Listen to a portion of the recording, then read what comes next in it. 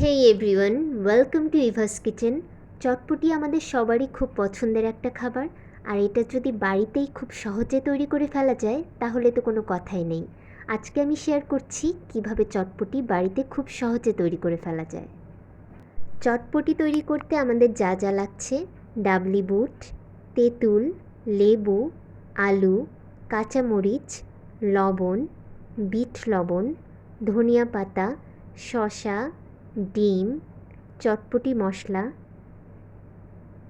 এবং পেঁয়াজ। আমি এখানে চটপটির স্বাদ বৃদ্ধির জন্য ফুচকা এবং কিছু চানাচুর ইউজ করছি।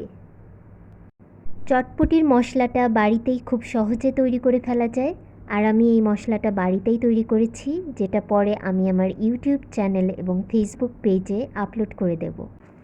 বাজারে চটপটির মশলা কিনতে পাওয়া গেলেও আমার কাছে মনে হয় ঘরে তৈরি মশলাটা চটপটির স্বাদ অনেকটা বাড়িয়ে দেয়।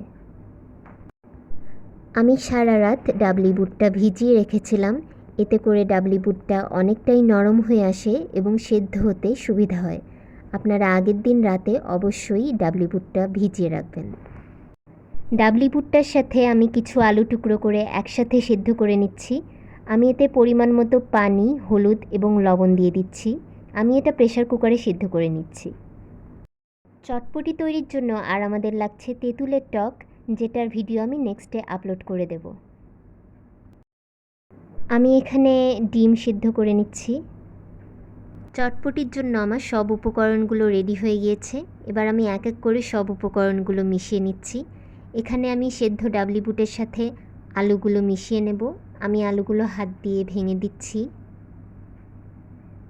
এখানে চাইলে আপনারা ডাবলি বুটটা পাতলা রাখতে পারেন। আমি এখানে একটু শুকনাই রেখেছি, কারণ আমার কাছে এটা শুকনা খেতেই ভালো লাগে। আমি আলুগুলো ভেঙে দেওয়ার পরে এবার দিয়ে দিচ্ছি কাঁচা মরিচ কুচি। ঝালটা অবশ্যই আপনাদের পছন্দ মতো আপনারা দিয়ে নেবেন। তারপর আমি এখানে দিয়ে দিচ্ছি পেঁয়াজ কুচি। এবার আমি দিয়ে দিচ্ছি আমার ঘরে তৈরি করা চটপটির মশলা। এই মশলাটাই মূলত চটপটির স্বাদ অনেকটা বাড়িয়ে দেয়। এবার আমি দিয়ে দিচ্ছি শসা কুচি। আমি একটু বিট লবণ এতে দিয়ে দিলাম। এবার আমি দিয়ে দিচ্ছি ভেঙে রাখা ডিম। এটা আপনারা গ্রেট করে নিতে পারেন। ডিমটা অবশ্য চাইলে আপনারা বেশি কম করে নিতে পারবেন।